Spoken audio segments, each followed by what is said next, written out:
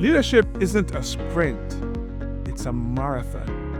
And the secret to thriving over the long haul, he gets it right, resilience. Resilient leaders don't just bounce back from challenges though. They adapt, they grow, they keep pushing forward.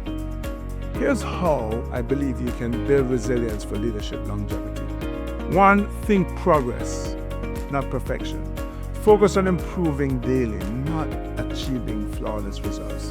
And number 2, prioritize the process. The habits you build today lay the foundation for future success. Leadership resilience is built through consistent habits. And in this regard, I want you to do 3 things. 1, invest in recovery. Rest fuels performance.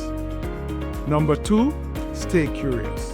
Growth comes from learning. And 3, build resilient teams. Strong organizations thrive on collective strength. See, resilience isn't about enduring tough times, it's about evolving through them. When you lead with resilience, you inspire your team and you set your organization up for lasting success. Leadership longevity then starts with resilience, right? So build it, nurture it, and lead for the long haul. Keep on pushing.